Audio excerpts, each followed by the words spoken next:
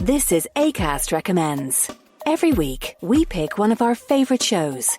And this is one we think you're going to love. Oh, hello, I'm Cian Toomey. And I'm Emily Rochford. And we're the hosts of The Cian and Emily Show. The show where we complain about living with each other, why delivery drivers can't deliver a garlic dip, and what about you, Emily? We're going to talk about some serial killers and Justin Bieber. Spooky. The Cian and Emily Show, live on Acast. And Spotify and iTunes. Is that it? Yeah. Somewhere. Yeah. Just the Cian and Emily Show. On Acast. Acast is home to the biggest podcasts from Ireland and around the world. Subscribe to this show and hundreds more now via Acast or wherever you get your podcasts. Hey, welcome to the Horse Hour podcast. It's the National Equine Forum, and my next guest is Abigail Turnbull. She's the director of Richmond Equestrian Centre, and sadly, last year they suffered with strangles. So she's going to be talking about our duty of care to the equine world and why we should be talking more openly about strangles and how she overcame it. Now, don't forget, it's Strangles Awareness Week from the 4th to the 10th of May.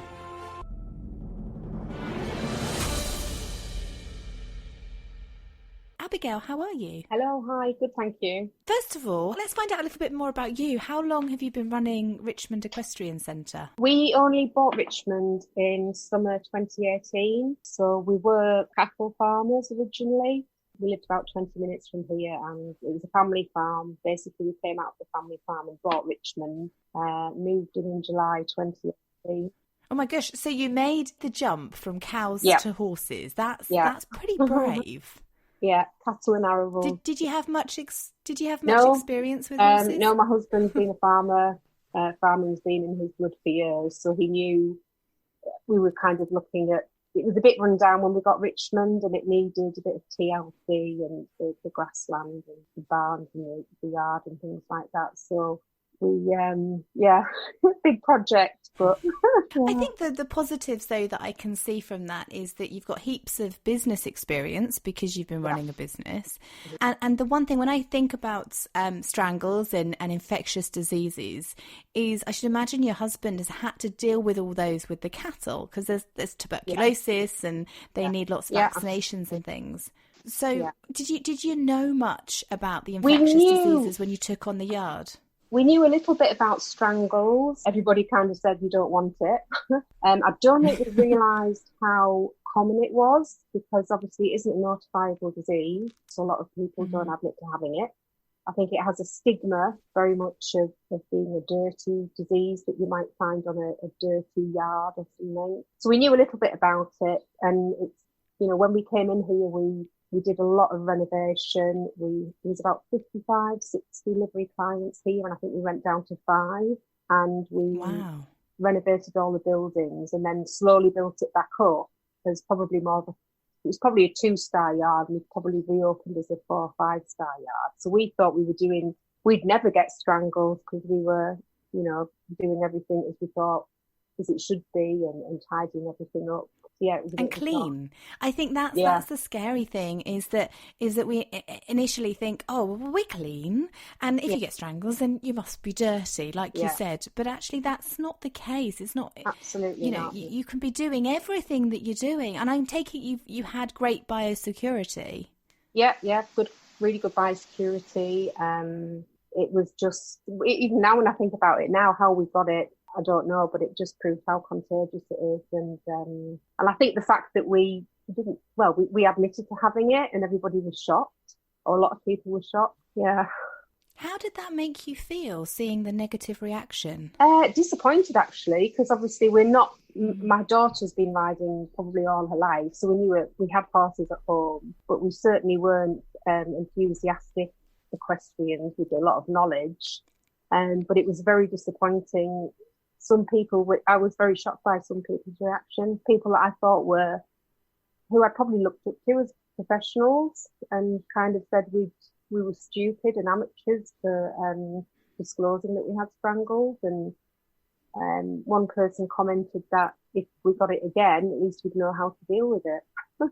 As if to say, you won't say anything next time, which is completely not our style anyway. So, it was just a bit. Well, it should be. Really. It should be a notifiable disease, and you are a responsible yard owner for telling people and preventing the spread of it. So you speak to any of the education's hindsight's always such a wonderful thing, isn't it? But you speak to any expert now, and it's clear that you have to share it with people and be open and honest. You were being a responsible yard owner by letting people know, because at the end of the day, your job, I feel, the yard owner's responsibilities are for the horses and the owners equally. And therefore, if there's things that you're doing that can help prevent issues like infectious diseases, then that's a responsible thing to do. And one of those is by letting everybody know to say, hey, do you know what? We're going to go on shutdown right now because we don't want to infect anyone else in the country. We certainly don't want to spread it. So I find it quite frustrating that people aren't more supportive of that. I didn't realise how common it was, and people just cover it up. Because they think, the horse gets it, it'll be fine in 2 to 3 weeks' time. Put it in a shed out the way and let it sort itself out. That's the message I got from a lot of people. But unless you go through the right channels with dealing with a horse that's got strangles, that horse can go. I mean, I didn't know half as much as what I do now, but that horse can go on to be a carrier, and it's just a massive vicious circle. But, could you take us through that process, Abigail, then, of when you first found out that one of the horses had strangles? Right. Well, what happened, it was August last year, and it was a Tuesday when we found out. The girl whose horse came down with strangles first was concerned over the weekend because the horse just didn't seem to be himself, a bit depressed looking. Sunday night started with a temperature and he was off his food. So the Monday morning, we rang the vets to come out. I think he had a little bit of a residue on his nose, but it certainly wasn't pouring like a lot of people say strangles is. So the vet came out on Monday, and we asked for them to, I think they gave him a big dose of antibiotics. The horse in question, this horse had been on box rest for about 23 weeks because it had a broken hoof. It hadn't been anywhere. Wow. So we just thought it just started to go back out to get maybe half an hour's grazing a day, and we thought it was maybe the change in being in the stable and going out to the fresh air for the first time. And it maybe got a cold. Anyway, they did the test for equine flu, wasn't it, and strangles. And I mean, bearing in mind this was 2 weeks before, I think about 2.5 weeks before our horse trials. So we had record numbers. And anyway, the vets rang the next day and said, really sorry, but it's probably strangles. You must have thought, how on earth did... Well, we were sat in the office waiting for the results, saying, well, it can't be strangles, it can't be equine flu. And it just, none of the other horses were showing any signs or symptoms or anything. And when the vet said, and we just said, well, it can't be. And it was. So within 10 minutes, I think I'd put a message on Facebook. I'd rang our tenants that run the arenas here and said, look, we're on lockdown, that's it. And that was it. And then slowly we didn't know where the strangles had come from, but we just, we actually got straight onto the Red Wings Facebook, website page, because we knew they'd had it. I think we were Googling and we'd seen that Red Wings had had it, and followed kind of their steps about isolating horses that had been in contact with that horse, making them a red area.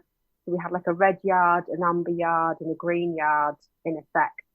We started like that, and then I think there was 4 other horses that eventually got it, and the rest, thankfully, were we managed. We obviously, I think, because we followed really strict biosecurity, it was like a hospital ward. There was foot baths and all sorts everywhere, sprays and antibacterial wash and wipes, and we just kept everything isolated, really. And that's quite incredible. Out of how many horses do you have? 40? We had about 30 at the time, I think. Yeah. So from 30 horses, only 4 to have then gone on to be infected since Yeah. you found out. Yeah. Abigail, that's incredible. So clearly you did everything right, no matter what the negative people are saying. Yeah. Some of the comments were just ridiculous, but we had phone calls from people that had strangles on their yard saying, this is going to be a nightmare, Abby. It'll spread through the whole yard. You'll be shut for 4 to 7 months. And we just thought, no, we're not. we were so honest. I mean, the livery clients we had were amazing. We got, we spoke to all of them individually. We asked them to take the horse's temperatures morning, noon, and night. They were only allowed to see to their horse. They weren't allowed to go anywhere else in the yard. We were really strict, but the girls were amazing, and I think that really helped keep it.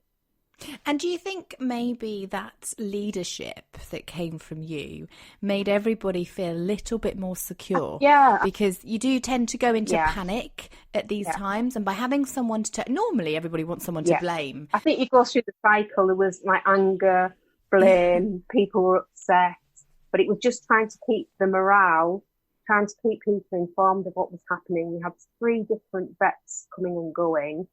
Our local vets who we use didn't have the guttural pouch machine to do the guttural pouches, so we had to use another vet's. And then some girls didn't want to use this vet. Everybody, it's like having a doctor, they only want to see certain people. But the vets were great, and we just kept we had a WhatsApp group going. I had charts in the house of the horses' temperatures, and as soon as we saw one slightly increase, we would take that out of, say if it was in the green area, put it in the amber or the red. And we were just, it was very frustrating. It was very difficult. It was very stressful, but we had to go through it. And I think we just went about it probably in the best way, keeping everybody in the loop and being honest about it, really. It sounds like the communication is what helped massively as well, because when you've got good communication with delivery owners, and you're asking them to be involved with making sure that the horses are okay by having your charts and things, it just means that you can protect your business and the horses and the yard so much more, because I feel when people shut down emotionally and they don't communicate with each other, that's when you find them going off and not necessarily checking their horses, and they're not taking it seriously, and that's how it spreads. So you really did manage to keep control to a certain extent of something that's uncontrollable. Yeah. I didn't realise how highly contagious it was. So we read up. Red Wings were amazing. We were in touch with the British Horse Society as well. And funnily enough, they'd been out on the Monday and passed us as a BHS yard in Facility Centre. That was the day before we got the strangles. It was so ironic. We just kept in touch with everybody and communicated. And it was stressful, but we were just on it. And I think as people were saying, it was going to take months and months and months to get over it. I think that just pushed me to think, if not, we're going to be over this in a few weeks. And how long did it take? Yeah, how long did it take from start to finish? It was about 6.5 weeks. Did you lose money in that time? Because we financially, obviously, we lost our horse trials, which had record numbers. So that's our harvest. We have 2 horse trials a year, one in May, one in September. The May one wasn't brilliant. We didn't have a lot of entries, and that was across the board for DE. This one, we started off with low entries, and we kind of put a plea out saying, look, if we don't get good entries, it costs an awful lot of money to run the horse trials. We were thinking of pulling it at one point, but with putting a plea out, everybody entered, and the numbers were amazing. I had the most fantastic sponsors on board, and the fact that we had to pull that was a massive financial loss to us. Buying all the equipment to increase the biosecurity. We had some horses turned out, so we decided that we weren't going to let them touch nose to nose over the fences. So we had all the fences electrically fenced as well. We bought new horse water troughs, so the horses weren't sharing the water troughs. The fields next to each other. We lost an awful lot of money. Yeah, you've got to kind of have that money in the first place to be able to do all those things. The things that we don't even think about.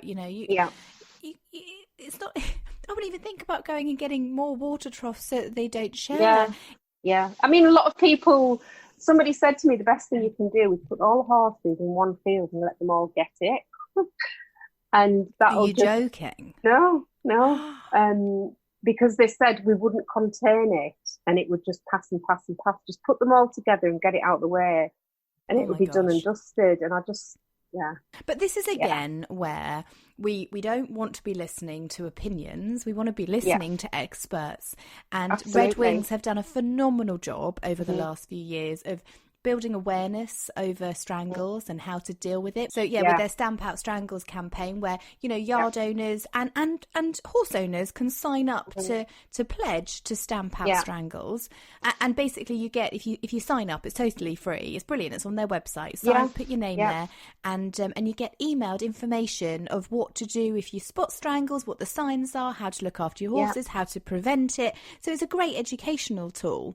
But without that expert advice, we could well have just put all the horses in together and then you'd end up losing some. I mean, that's not a responsible. Absolutely not. No, not at all. I mean, we knew they'd been through it, so they have a fantastic animated video on their website, which talks through the Strangles outbreak that they had and what they did. I mean, we didn't know about guttural pouch procedures or. What is a guttural pouch procedure? So when a horse gets strangles, so say the horse which started it first, that was the first one to come out with the strangles. Had a blood, I think was it blood test the blood test proved that it's got it. Then it started with the temperature, the snotty nose, had antibiotics and kind of let it run its course, I guess. But I think the antibiotics help. There's a lot of hooing and hawing over. Do you give horses antibiotics? Do you do you leave them to it? Do you just give them bute? Do you not give them bute? What antibiotics do you give them? I don't think there's a right and wrong way, really. It's just that specific horse, what that horse reacts to. But once this particular horse, for instance, had finished with all the symptoms, temperature had gone down, finished antibiotics, no snotty nose, the only way that you can be sure that horse isn't carrying the strangles infection is to do what's called a guttural pouch procedure, where the horse is sedated and a camera is put up the horse's nose into something called their guttural pouch, which is like it's below the rear, isn't it? And it's just like an empty pouch, but in there will fit chondroids, which hold the strangles infection. And even though the horse could appear to be looking fine and well, and it's completely finished and it's had strangles, and if it's become what's called a strangles carrier, with these chondroids sat there, this horse will intermittently secrete when it puts its head down to drink water. If it gets stressed, secrete the fluid from these chondroids, and bang, you start again with strangles. So the only way to make sure that your horse is completely free of strangles isn't just to see that it's stopped with a snotty nose and a temperature. It's to make sure it's not carrying the infection in its guttural pouch. Thank you for that. I never understood any of it. So it helps to be able to visualize where the pouches are and what you're looking out for. I heard that the pouch that you're talking about on the neck behind the ear. Yeah. It can look, when it's swollen with strangles, it can look quite similar to grass sickness.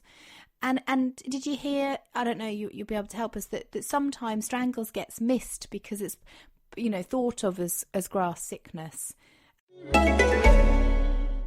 This is Acast Recommends. Every week, we pick one of our favourite shows. And this is one we think you're going to love. Oh, hello, I'm Cian Toomey. And I'm Emily Rochford. And we're the hosts of The Cian and Emily Show. The show where we complain about living with each other, why delivery drivers can't deliver a garlic dip. And what about you, Emily? We're going to talk about some serial killers and Justin Bieber. Spooky. The Cian and Emily Show, live on Acast. And Spotify and iTunes. Is that it? Yeah. Somewhere. So. Yeah. Just the Cian and Emily Show. On Acast. Acast is home to the biggest podcasts from Ireland and around the world. Subscribe to this show and hundreds more now via Acast or wherever you get your podcasts. And that's how it can spread. Yeah, so I mean, quickly. we had a few people saying it was this, that, and the other, but I think the high temperature, the snotty nose, which eventually did come, and the fact that other horses pick it up. I mean, that we don't know where it's come from, but the 4 horses, I don't think it definitely didn't come from the horse that started with it first.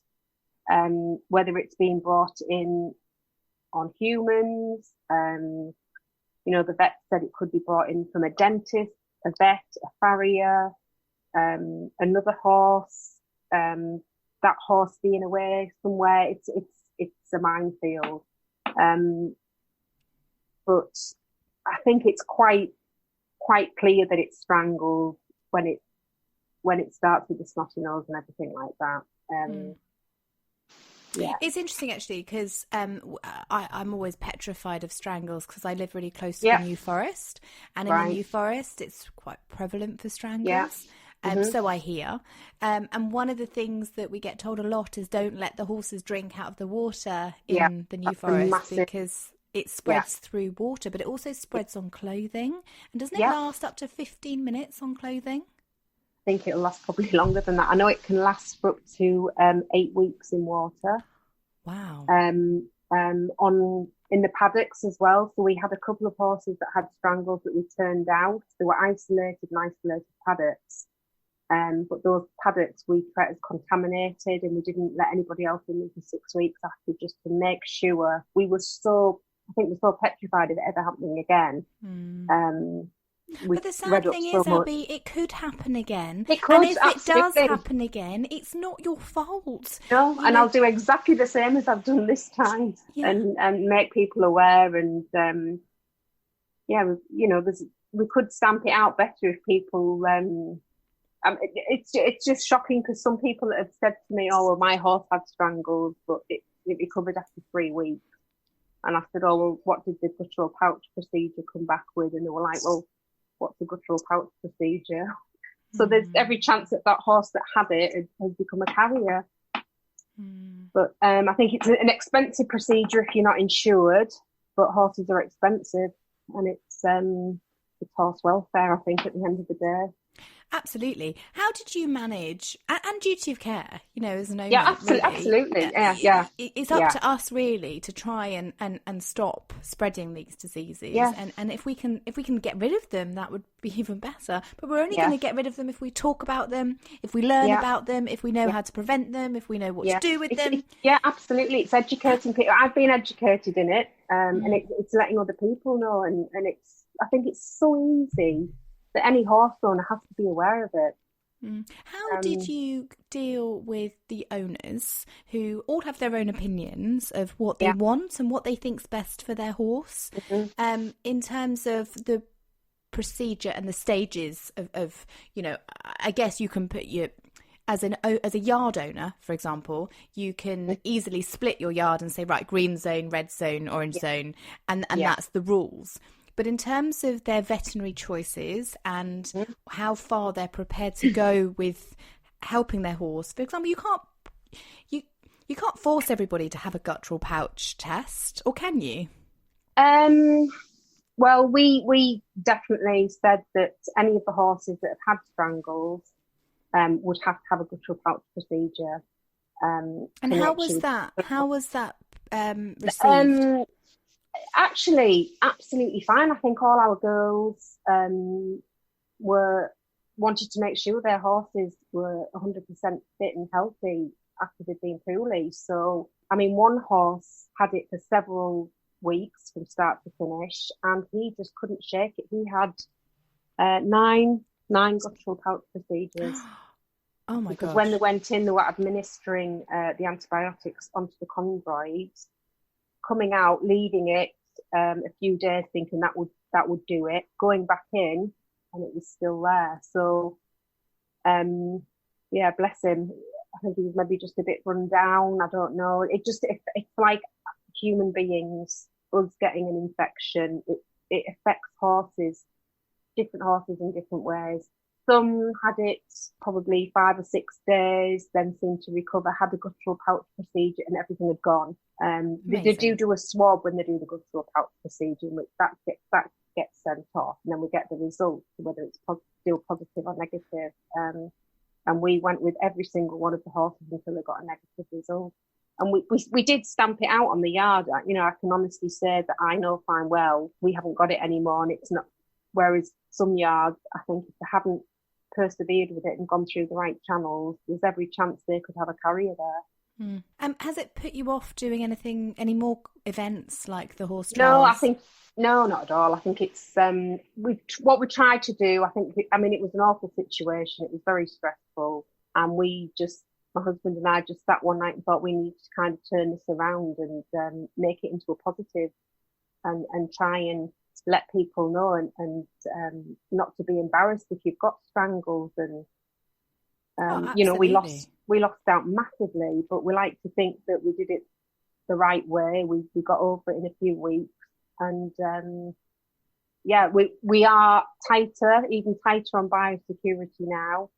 And how are you tighter on biosecurity? What things have you implemented since? We're now on the PASS scheme, which is the Premium Assured Strangle scheme, and we're gold members. So now any horse coming onto the site must have a negative blood test for strangles. And then, annually, we'll do the blood test as well. We've explained to the delivery clients, we've said to all the clients, you have to take the Strangles pledge.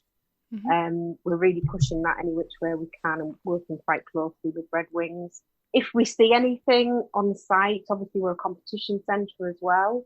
We've set up fencing around our paddocks, because some horses, people would turn up and let their horse say hello to our horse, muzzle to muzzle contact. So if we see anything like that, it's saying to people, look, please don't do that. It's that is one ways that it will pass very quickly, muzzle to muzzle, and also sharing water buckets and feed. It's just letting people know. Yeah, anything, saddles, bits, bridles. But you know what, Abby? If I was, where are you based? Richmond, North Yorkshire. North Yorkshire. So if I was based in North Yorkshire, and I had two choices.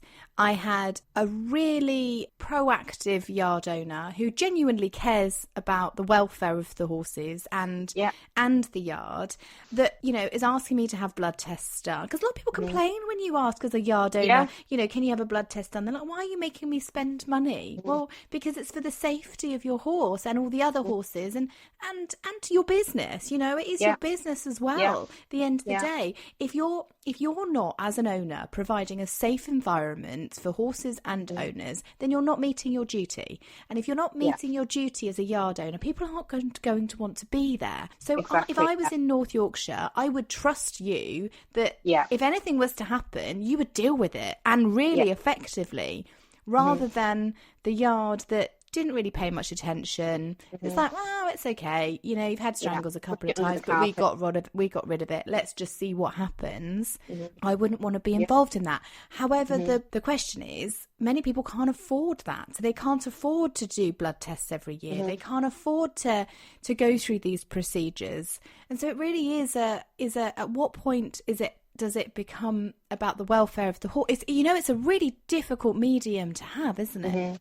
Yeah, it is. And I just think at the end of the day, horses, just like dogs and things, it's expensive. And you've got to bear these things in mind when you get a horse. Shoeing them, feeding them, stabling them, it's an expensive hobby. Well, now I feel awful because I've never had my horse tested for strangles I didn't think I needed to because he's never had strangles. Mm-hmm. So, but he's been in with so many. Now I'm thinking about it after talking to you. He's been in with so many different horses over the years. Any of them could be a carrier. He could be a carrier, and he just hasn't had strangles yet. I mean, if you go onto the Red Wings website, there's a page on there about a lady that had a horse that had been a carrier for years, and he was fine. He was fine, but he was passing it left, right, and centre. If you got him tested and it was negative, great. If he's positive, then you just need to deal with it. And you know, get a guttural pouch procedure or follow your vet's advice and get it eliminated. And that's exactly right. That's the attitude to have. No matter how scared we are of what might happen, it's better that we're hitting it head on and dealing with it rather than just ignoring it and hoping that, you know, miraculously it might not happen to me, or it might not happen to my friend or to my horse down the road or to any of the liveries or so. Well, I'm going to go and get a test done. So thank you for that, because you've motivated one person. Yeah. I'm hoping we can motivate a lot of our listeners to the vets are going to love us because they're going to be making a fortune. Well, even, I mean, we've, you know, my daughters, I've had a couple of horses. My daughter's had a few horses. We've had a 5-stage vetting, but we've never had them blood tested for strangles when we bought them. And, you know, they've come from all over the place. So, maybe that should become part of the 5-stage vetting now then. I would think so, but yeah. Well, Abby, thank you so much for being honest, for being brave enough to talk about it afterwards, during and afterwards and now, and for sharing your story at the National Equine Forum, because I really hope that we can make a change. You will. That's what it's all about. I feel awful because your lovely assistant's been with you the whole time. Oh, no, sorry. Joanna, and poor Joanna hasn't had anything to say. I'm so sorry for not including you, Joanna. But were you part of this as well? Did you help deal with it all? Yeah, I mean, in a lot of ways, I was kind of staying out the way, so I wasn't going to be sort of contaminating anything between the yards. It was almost keeping as least people as possible in contact with the horses as well, with part of obviously how we dealt with it. But behind the scenes, you know, making signs to make sure that people weren't entering the wrong areas and things like that. Yeah, involved in that sense. What happens if someone did go into the wrong area? They were ushered out pretty quickly. They were pretty, we were really on it, and I must say massive thanks to our livery clients because they were just absolutely fantastic, each and every one of them, and we just all pulled together, and I think that's what you've got to do when something like this happens. Absolutely. How can we follow you on Facebook and Twitter? It's all Twitter, Instagram. It's Richmond Equestrian. We're Richmond Equestrian Centre, but at the minute we're down on Facebook as Richmond Horse Trials. We will be taking over the entirety of the Equestrian Centre next month. Exciting! Congratulations! Yeah, so we have. Thank you. We have some tenants in at the moment running our arenas, and they're leaving at the end of this month. We have our livery yard. We have some properties here.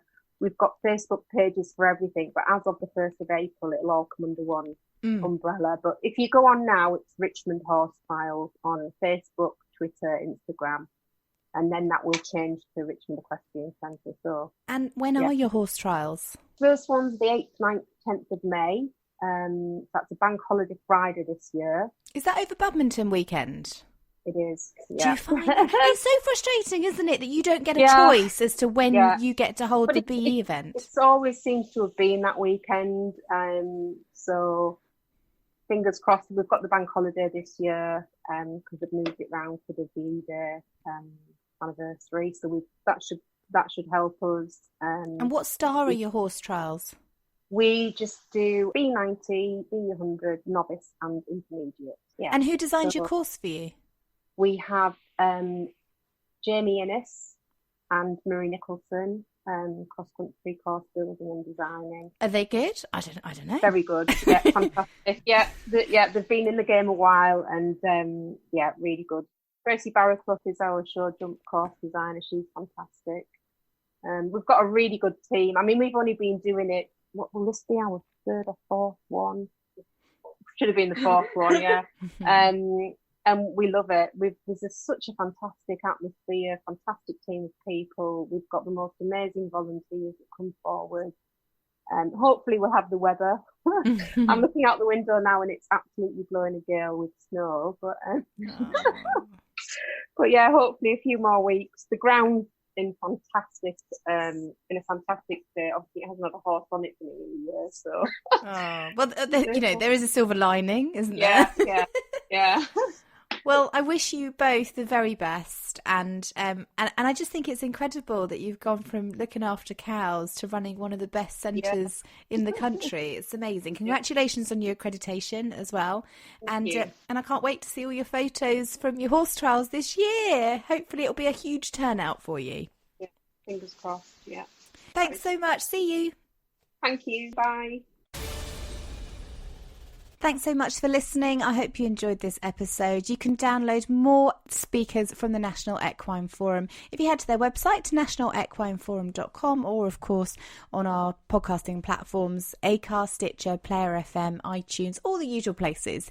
Now, the guests that you can hear are Rolly Owers, Chief Executive of World Horse Welfare. He's talking about the social science and how it can help us.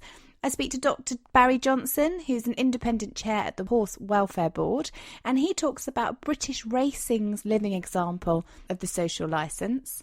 I also speak to Zach Banham-Hurd from the Behavioural Insights team, and we talk about how you can apply behavioural insights into the equestrian industry. Then you'll hear from David Rendell, who's on the council of the British Equine Veterinary Association, and he's talking about worm resistance and why we should be taking control.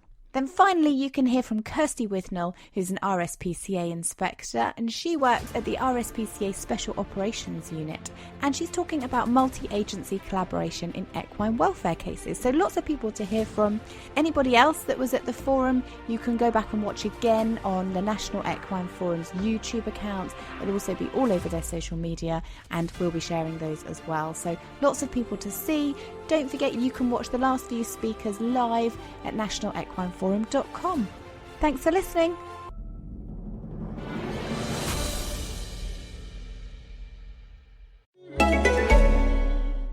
This is Acast Recommends. Every week, we pick one of our favourite shows. And this is one we think you're going to love. Oh, hello, I'm Cian Toomey. And I'm Emily Rochford. And we're the hosts of The Cian and Emily Show. The show where we complain about living with each other, why delivery drivers can't deliver a garlic dip, and what about you, Emily? We're going to talk about some serial killers and Justin Bieber. Spooky. The Cian and Emily Show, live on Acast. And Spotify and iTunes. Is that it? Yeah. Somewhere. So. Yeah. Just the Cian and Emily Show. On Acast. Acast is home to the biggest podcasts from Ireland and around the world. Subscribe to this show and hundreds more now via Acast, or wherever you get your podcasts.